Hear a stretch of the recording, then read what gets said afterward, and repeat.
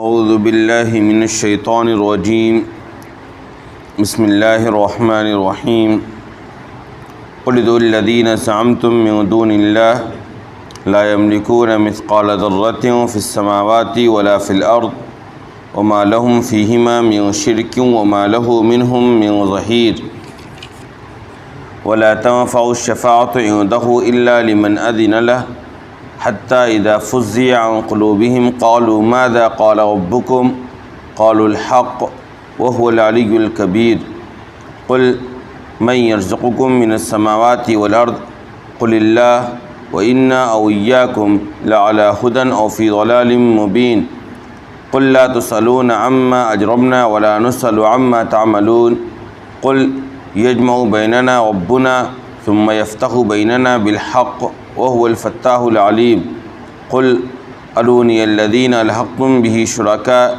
كلا بل هو الله العزيز الحكيم وما أرسلناك إلا كافة للناس بشيرا ونذيرا ولكن أكثر الناس لا يعلمون ويقولون متى هذا الوعد إن كنتم صادقين قل لكم ميعاد يوم لا تستأخرون عنه ساعة ولا تستقدمون۔ اے پیغمبر ان کافروں سے کہو کہ پکارو انہیں جن کو تم نے اللہ کے سوا خدا سمجھ رکھا ہے، وہ لوگ آسمانوں اور زمین میں ایک ذرے کے برابر کا بھی مالک نہیں ہیں، اور نہ انہیں آسمان اور زمین کے معاملات میں اور نہ وہ لوگ آسمانوں اور زمین کے معاملات میں اللہ کے ساتھ کوئی شرکت رکھتے ہیں، اور نہ ان میں سے کوئی اللہ کا مددگار ہے، اور سفارش بھی اس کے سامنے کام نہیں آئے گی مگر اس شخص کی جس کو سفارش کرنے کی خود اللہ کی ذات اجازت دے، یہاں تک کہ جب ان کے دلوں سے گھبراہٹ دور کر دی جاتی ہے تو وہ یہ کہتے ہیں کہ تمہارے پروردگار نے کیا کہا، تو یہ کہتے ہیں کہ حق بات ارشاد فرمائی اور اللہ ہی بڑا عالی شان ہے۔ اے پیغمبر کہو کون ہے جو تمہیں آسمانوں اور زمین سے رزق دیتا ہے؟ پیغمبر جواب میں کہو کہ اللہ ہی ہے، اور ہم تم یا تو ہدایت پر ہیں یا کھلی گمراہی میں۔ اے پیغمبر کہہ دو کہ ہم نے جو بھی جرم کیا ہے اس کے بارے میں تم سے سوال نہیں کیا جائے گا، اور نہ ہی تمہارے اعمال کے متعلق ہم سے سوال کیا جائے گا۔ اے پیغمبر کہہ دو کہ ہمارا پروردگار ہمیں جمع کرے گا، پھر ہمارے درمیان حق کے ساتھ فیصلہ کر دے گا، اور وہی فیصلہ کرنے والا ہر چیز کو جاننے والا ہے۔ اے پیغمبر کہو کہ تم مجھے ان لوگوں کو دکھلاؤ جن کو تم نے اللہ کے ساتھ شریک بنا کر رکھا ہے۔ ہرگز ایسا نہیں ہے، اللہ کے ساتھ کوئی شریک نہیں ہے، بلکہ وہی اللہ ہے جو صاحب اقتدار بھی ہے، کامل حکمت والا ہے۔ اے پیغمبر ہم نے آپ کو سارے لوگوں کے سامنے رسول بنا کر بھیجا ہے، اس لیے تاکہ آپ خوشخبری دینے والے اور متنبع کرنے والے ہوں۔ لیکن اے پیغمبر ہم نے آپ کو سارے لوگوں کے سامنے رسول بنا کر بھیجا ہے، ایسا رسول بنا کر بھیجا ہے جو خوشخبری دینے والا اور متنبع کرنے والا ہے، لیکن اکثر لوگ جانتے نہیں ہیں، اور یہ کہتے ہیں کہ یہ وعدہ قیامت کا کب پورا ہوگا اگر تم سچے ہو۔ اے پیغمبر کہہ دو تمہارے لیے ایک ایسا دن متعین ہے جس سے نہ تم ایک گھڑی آگے پیچھے ہٹ سکتے ہو، اور نہ ایک گھڑی آگے بڑھ سکتے ہو۔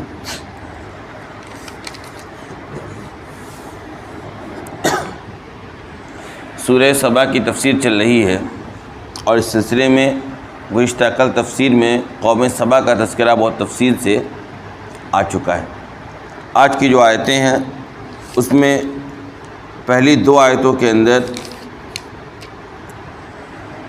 کفار کے چند عقائد کی تردید کی گئی ہے، کافروں کے چند عقائد کی تردید کی گئی ہے، اور وہ عقائد یہ تھے کہ بعض کفار کا تو یہ عقیدہ تھا کہ یہ جو انہوں نے بت تراش رکھا ہے، یہ جو انہوں نے بت تراش رکھا ہے وہ براہ راست ان کی مدد کرتے ہیں، یعنی ان کی ضرورتوں کو پوری کرتے ہیں، ان کی حاجتوں کی تکمیل کرتے ہیں، جو ان کو ضرورت ہوتی ہے اس کے لیے وہ ان کے لیے وہ ضرورت پوری کرنے کا کام انجام دیتے ہیں۔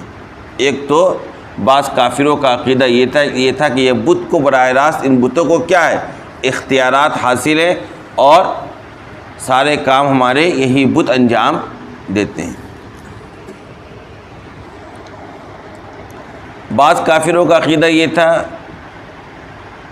کہ ان بتوں کو براہ راست اختیار تو نہیں ہے کسی کام کا، لیکن اللہ جو کام انجام دیتا اس میں یہ اللہ کے معاون ہے، نعوذ باللہ۔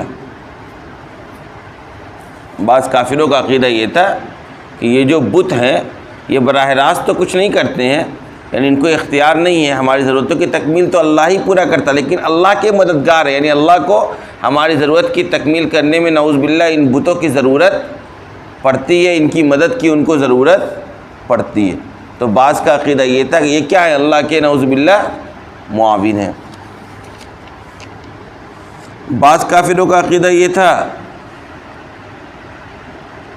کہ انہیں اختیار تو نہیں ہے، یہ ہماری ضرورت کی تکمیل تو نہیں کرتے ہیں، لیکن کل اللہ کے سامنے جب ہم حاضر ہوں گے اور ہماری گاڑی اگر پھنسے گی تو یہ ہماری سفارش کریں گے اللہ کے سامنے، یعنی ان کی پیروی ہمیں کیا ہوگی، کام آئے گی، یعنی ان کو یہ اختیار ہے کہ اللہ کے سامنے پیروی کر کے جس کو چاہے عذاب سے بچا لے۔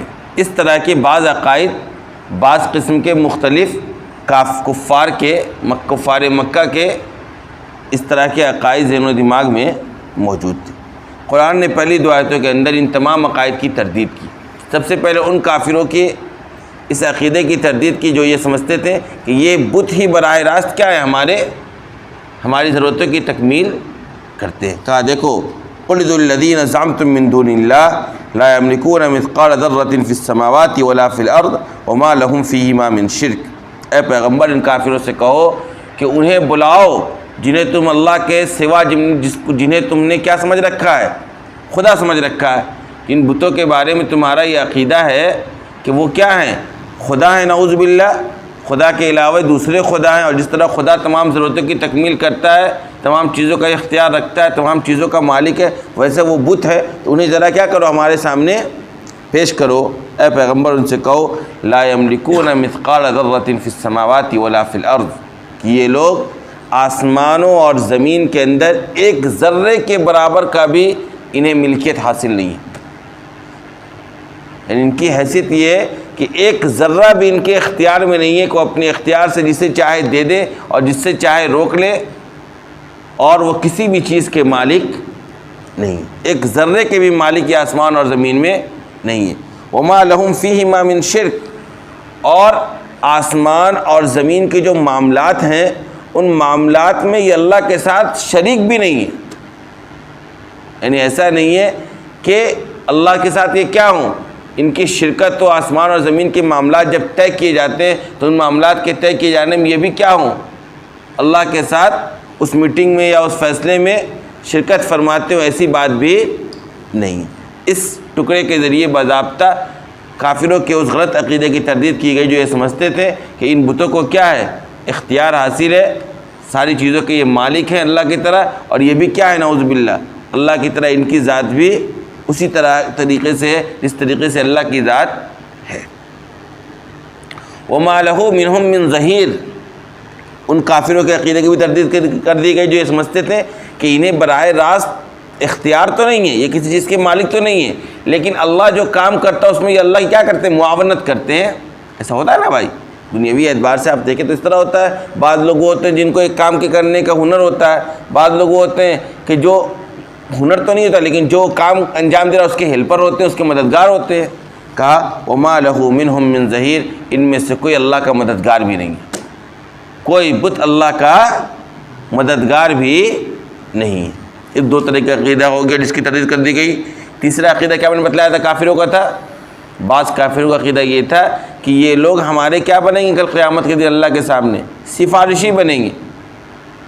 یہ لوگ اللہ کے سامنے ہمارے کیا بنیں گے؟ سفارشی. اور سفارش عام طور پر کس کی قبول کی جاتی ہے؟ جس کو یعنی جس سے آپ سفارش کر رہے ہیں اور جو سفارش کر رہا، ان دونوں کے درمیان جب تک قربت کا تعلق نہ ہو، ایک دوسرے سے قریبی کا تعلق نہ ہو، جان پہچان نہ ہو، تب تک کوئی کسی کی سفارش نہ کرتا اور نہ کوئی آدمی کسی انجان کی سفارش قبول کرتا ہے. ہم مولا کیا کہتے ہیں؟ کوئی مسئلہ پیش آتا ہے، فلاں سے کام ہے، فلاں سے میرے تعلقات ہیں، میں اس کو کال کر دیتا ہوں. یعنی تعلقات کی بنیاد پر، قربت کی بنیاد پر یہ لوگ کیا کرتے ہیں؟ عام طور پر سفارش کرتے ہیں. تو ان کا یہ کہنا ہے کہ اللہ کے سامنے کیا کریں گے؟ ہماری سفارش کریں گے. گویا یہ دعویٰ کر رہے ہیں کہ اللہ سے ان بتوں کو کیا ہے؟ قربت حاصل ہے، تعلق حاصل ہے. یہی مطلب ہے نا. قرآن نے کہا وَلَا تَنْفَعُ الشَّفَاعَةُ عِنْدَهُ إِلَّا لِمَنْ أَذِنَ لَهُ. بھائی جان لو، اللہ کے سامنے کوئی بھی سفارش کرنے کا اختیار نہیں رکھتا ہے. ہاں وہی لوگ سفارش کر پائیں گے جس کو اللہ تبارک و تعالیٰ سفارش کرنے کی اجازت دے گا. جس کو اللہ تبارک و تعالیٰ سفارش کرنے کی اجازت دے گا. اب میں نے ابھی یہ بات آپ کو بتلائی کہ سفارش آدمی کس بنیاد پر کرتا ہے؟ قربت کی بنیاد پر. قربت کی بنیاد پر. تو اگلے ٹکڑے کے اندر یہ بتلا دیا گیا کہ دیکھو، فرشتوں کو اللہ تبارک و تعالیٰ سے قربت حاصل ہے. فرشتوں کو اللہ تبارک و تعالیٰ کی ذات سے قربت حاصل ہے، اللہ کے مقرب بندے ہیں.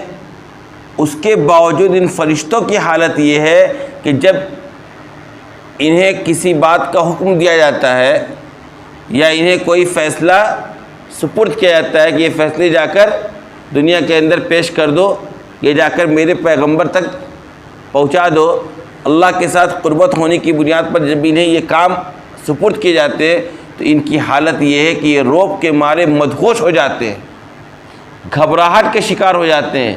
یعنی جن کو اللہ سے قربت حاصل ہے وہ اللہ سے اتنے ڈرے ہوئے ہوتے ہیں، اتنے مرعوب ہوتے ہیں کہ جب ان کے حوالے کوئی کام کیا جاتا ہے تو وہ بالکل مدہوش ہو جاتے ہیں، گھبراہٹ کے شکار ہو جاتے ہیں. ان کی یہ کیفیت ہے.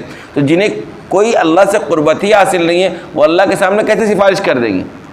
جن فرشتوں کو بھی اللہ سے تعلق ہے تو وہ بھی اللہ تبارک و تعالیٰ کے جلال کی وجہ سے اتنے مرعوب ہوتے ہیں کہ جب ان کو اللہ تبارک و تعالیٰ کی طرف سے کوئی کام پیش کیا جاتا ہے تو وہ گھبرا اٹھتے ہیں اور ایسی گھبراہٹ کے شکار ہوتے ہیں کہ جب گھبراہٹ دور ہوتی ہے تب وہ آپس میں ایک دوسرے سے پوچھتے ہیں کہ اللہ نے کیا کہا، اللہ نے ہمیں کیا حکم دیا ہے، کیا کام ہمارے سپرد کیا گیا. نہیں جب کام سپرد کیا جاتا ہے تو یہ ہوش میں نہیں رہتے، اتنے مدہوش ہو جاتے ہیں. یہ کیفیت ان کی رہتی ہے. جب ان کی یہ کیفیت ہے تو جن کا دور دور سے کوئی تعلق نہیں ہے جن بتوں کا، وہ کیسے اللہ کے سامنے سفارش کر دیں گے. لہذا کہا حتیٰ اذا فزع عن قلوبہم، یہاں تک کہ جب ان کے دلوں سے، یعنی یہاں ان سے مراد یہاں فرشتے ہیں، یہاں تک کہ جب فرشتوں کے دلوں سے گھبراہٹ دور کی جاتی ہے تو قالوا ماذا قال ربکم، تو آپس میں ایک دوسرے سے کہتے ہیں کہ تمہارے پروردگار نے کیا کہا. جب ان کو کوئی حکم دیا جاتا ہے تو یہ فرشتے بالکل مدہوش ہو جاتے ہیں، ان کی کیفیت ہوتی ہے. تو وہ کہتے ہیں ماذا قال ربکم، تمہارے پروردگار نے کیا کہا. تو کہتے ہیں قالوا الحق، یہ کہتے ہیں کہ ہمارے پروردگار نے حق بات ارشاد فرمائی. یعنی جو بھی اللہ نے ہمیں حکم دیا ہے اور جو بات بھی ہمارے لیے اللہ نے نازل کی ہے اور جو بھی ہمیں ذمہ داری دی وہ کیا ہے، بالکل برحق ہے اور سچا ہے. وَهُوَ الْعَلِيُّ الْكَبِيرُ، اور اللہ ہی بڑے شان والا ہے، اللہ ہی سب سے بڑا ہے. اور سارا شان، ساری کی ساری شان کس کو حاصل ہے؟ اللہ تبارک و تعالیٰ کو حاصل ہے، وہ عالی شان ذات ہے.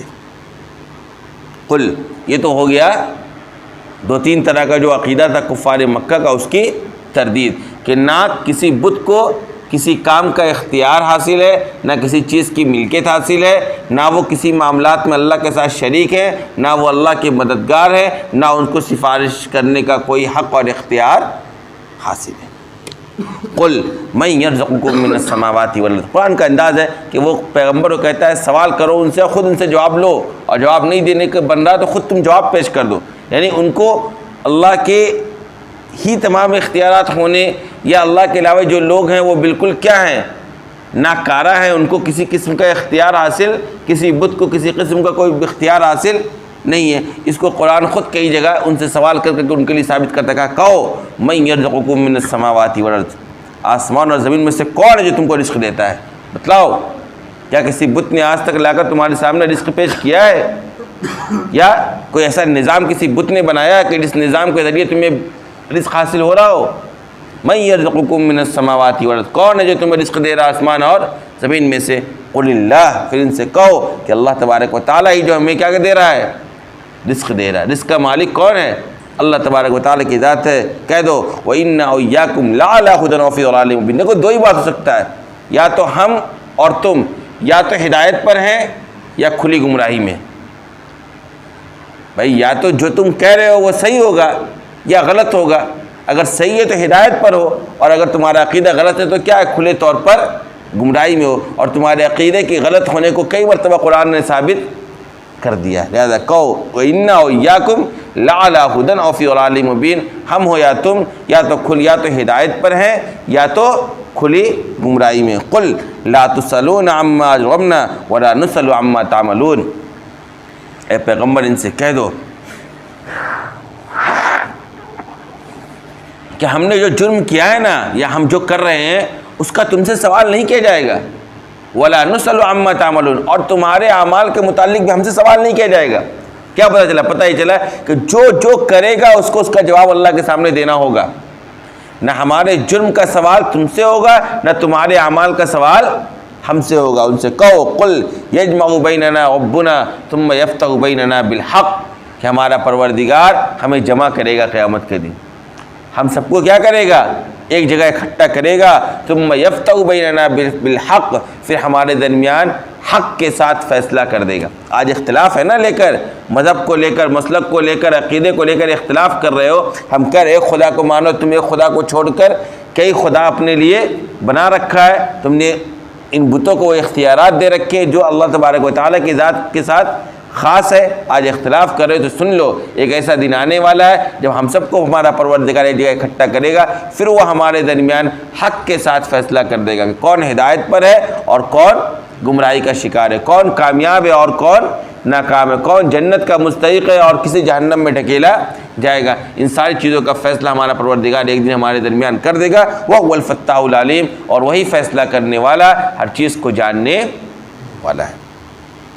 قُلْ أَرُونِيَ الَّذِينَ أَلْحَقْتُمْ بِهِ شُرَكَاءَ، ان سے کہو پیغمبر کہ ذرا ان لوگوں کو مجھے دکھلاؤ جن کو تم نے اللہ کے ساتھ شریک ٹھہرا رکھا ہے، جن کو تم نے اللہ کے ساتھ شریک کر کے اللہ سے ملا رکھا ہے، جن بتوں کو، ان کو دکھلاؤ ہمارے سامنے۔ کلا، ہرگز نہیں، اللہ کے ساتھ کوئی بھی شریک نہیں ہے۔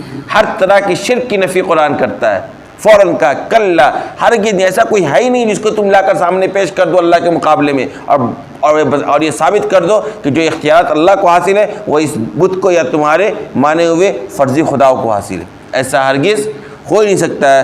هو اللہ العزیز الحکیم، بلکہ اللہ ہی ہے جو صاحب اقتدار ہے اور جس کی حکمت بھی کیا ہے؟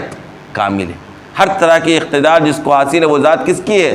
اللہ تبارک و تعالیٰ کی ہے، اور ہر طرح کی کامل حکمت جس ذات کو حاصل ہے وہ کون ہے؟ اللہ تبارک و تعالیٰ کی ذات ہے۔ وَمَا أَرْسَلْنَاكَ إِلَّا كَافَةً لِلنَّاسِ بَشِيرًا وَنَذِيرًا وَلَكِنَّ أَكْثَرَ النَّاسِ لَا يَعْلَمُونَ۔ اے پیغمبر، ہم نے آپ کو تمام لوگوں کی طرف رسول بنا کر بھیجا ہے، مبشر اور نذیر کی حیثیت سے، یعنی آپ ان لوگوں کو جو آپ کی باتوں کو مانتے ہیں، ہدایت قبول کرتے ہیں، ایک خدا کی عبادت کرتے ہیں، ان کو جنت کی خوشخبری دینے والے ہیں، اور جو لوگ بت پرستی کے اندر مگن ہیں، کفر و شرک کے راستے کو اپنائے ہوئے ہیں، ان کو آپ جہنم کے عذاب سے ڈرانے والے ہیں اور ان کو متنبع کرنے والے ہیں۔ یعنی آپ صلی اللہ علیہ وسلم کو تمام لوگوں کی طرف، خواہ وہ دنیا کے کسی کونے میں رہنے والے ہوں، کسی زبان کو بولنے والے ہوں، کسی رنگ و نسل سے ان کا تعلق ہو، کسی علاقے سے ان کا تعلق ہو، تمام کی طرف آپ صلی اللہ علیہ وسلم کو رسول بنا کر بھیجا گیا ہے۔ آپ صرف مسلمانوں کے رسول ہوں یا آپ صرف عرب میں بسنے والے لوگ کے رسول ہوں، ایسی بات نہیں ہے۔ آپ کو جو نبوت دی گئی وہ آفاقی نبوت دی گئی ہے۔ آپ ساری دنیا کے لیے نبی بنا کر بھیجے گئے ہیں، سارے لوگوں کے لیے کیا ہیں؟ آپ نبی ہیں، اور نبی کا کام کیا ہوتا ہے؟ دو ہوتا ہے۔ ایک وہ جو راہ راست کو قبول کرے، حق کو قبول کرے، اس کو اس بات کی خوشخبری دے کہ آگے چل کر تمہیں بہترین انعام ملنے والا ہے، اور جو گمراہی کے راستے پر چلے، کفر و شرک کے راستے پر چلے، اللہ کی لائی ہوئی شریعت کا انکار کرے، اسے اس بات سے متنبع کرنے والا ہے کہ دیکھو اس کا انجام آگے چل کر بہت برا ہونے والا ہے۔ وَيَقُولُونَ مَتَىٰ هَٰذَا الْوَعْدُ إِن كُنتُمْ صَادِقِينَ۔ یہ کفار کہتے ہیں کہ بھائی یہ جو بار بار تم کہتے ہو کہ ہم ایسا کریں گے تو ایک دن آ جائے گا جس دن ہمارا حساب و کتاب ہوگا، ہمیں جہنم میں داخل کیا جائے گا، یعنی تم قیامت کا ہم سے کیا کرتے ہو؟ وعدہ کرتے ہو۔ اگر تم سچے ہو تو بتلاؤ یہ وعدہ کب پورا ہوگا؟ یہ کفار مکہ بار بار آ کر آپ صلی اللہ علیہ وسلم سے یہ سوال کیا کرتے تھے کہ بتلاؤ اگر تم سچے ہو اپنے اس دعوے میں تو ہمیں بتلاؤ کہ وہ دن کب آنے والا ہے۔ قرآن نے اس کا جواب دیا، قل لکم میعاد یوم لا تستاخرون عنہ ساعۃ ولا تستقدمون۔ ایک بات تو جان لو، تمہارے لیے ایک دن متعین کر دیا گیا ہے کہ اس دن سے نہ ایک گھڑی تم پیچھے ہٹ سکتے ہو نہ ایک گھڑی آگے بڑھ سکتے ہو۔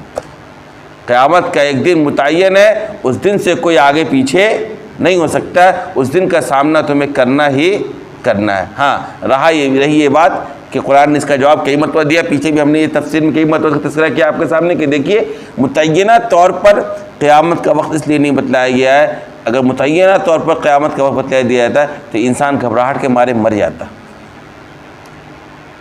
آپ کو گورنمنٹ میسج کے ذریعے یہ بات بتلا دیتی ہے کہ آنے والے 3 گھنٹے کے بعد اس شہر کے اندر طوفانی بارش آنے والی ہے، تو انسانوں کی کیفیت بدلنے لگتی ہے، لائٹ بند کرو، یہ بند کرو، اس طرح کرو، تمام تدابیر انسان اختیار کرنے لگتا۔ اگر متعینہ طور پہ یہ بات بتلا دی جاتی ہے کہ فلاں دن فلاں تاریخ کو قیامت آنے والی، کیا انسان زندہ رہ پاتا اس کے خوف سے؟